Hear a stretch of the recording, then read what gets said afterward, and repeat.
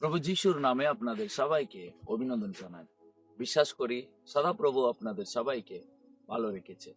সুপ্রিয় খ্রিস্টীয় বিশ্বাসীদেরকে প্রভু তার পবিত্র আত্মাকে প্রদান করেছে। তার আত্মাতে প্রতিদিন আমরা জীবন যাপন করার প্রয়োজন থাকছে। তো প্রভু যিশু এ পৃথিবী ছেড়ে যাওয়ার আগে তিনি তার শিষ্যদেরকে একটা কথা বলেছিলেন, সেটা হচ্ছে ভয়।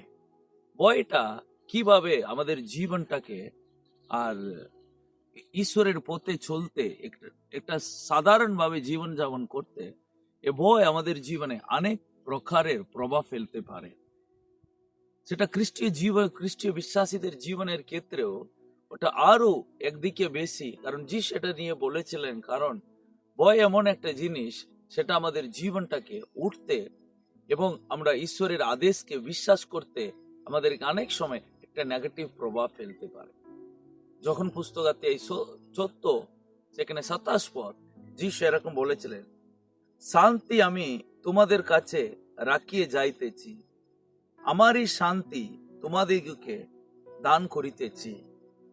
জগৎ যে রূপ দান করে আমি সে রূপ দান করি না। তোমাদের হৃদয় উদ্বিগ্ন না হোক, ভীত না হোক।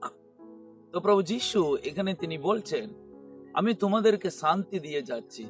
ওটা হচ্ছে জগৎ যে শান্তি দেয় সেরকম নাই।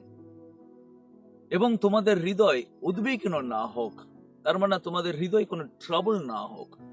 তার কারণ তোমরা কখনো ভয় করো না, ভীত হয়েও না। তো কারণ ভয় এমন একটা জিনিস, সেটা আমাদের অনেক প্রকারের আমাদের লাইফটাকে প্রভুর জন্য, প্রভুর বাক্যকে বিশ্বাস করতে ওটা আমাদেরকে দেয় না। এবং যিশু শিষ্যদের তাকার কালীনে তিনি স্পষ্ট বলেছিলেন, কোনো কারণেও ভয়ের কারণে তোমাদের হৃদয় উদ্বিগ্ন না হোক। তো একদিকে ভয় আমাদের লাইফটাকে বিভিন্ন রকমের চিন্তায় ফেলে দেয়, আমাদেরকে উঠতে দেয় না।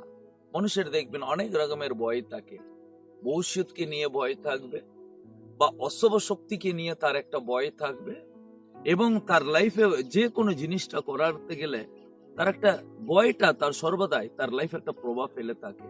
কিন্তু প্রিয়, আজকে যিশু আমাদেরকে বলতে চাইছেন, তোমরা উদ্বিগ্ন হবে না, অর্থাৎ তোমরা ভয় করো না, কারণ আমি তোমাদেরকে শান্তি দেব। তো শান্তি তিনি আমাদের হৃদয়ে তিনি প্রদান করে থাকেন। কারণ যিশু বললেন, এই জগৎ যে রূপে শান্তি দেয় আমি সেই রূপে দেয় না। কারণ আমি দেওয়ার শান্তি ওটা কোনো, কারণ শান্তি একটা টাকা পয়সা থাকলে শান্তি থাকে, বা আমাদের মনের প্রয়োজনের জিনিস থাকলে আমরা একটু শান্তিতে থাকি, বা আমাদের কোনো ঝগড়া অশান্তি নাই, কোনো যুদ্ধ নাই, সবকিছু আছে ঠিকঠাক, তাহলে একটা শান্তি থাকবে। কিন্তু যিশু ওই শান্তির কথা বলেনি, যে শান্তির কথা তিনি বলছেন। কারণ যিশু একটু পরে তিনি ক্রুশবিদ্ধ হবেন, তিনি ক্রুশের উপরে উঠবেন। তার শারীরিকভাবে অনেক অত্যাচার, অনেক রকমের নির্যাতন হবে।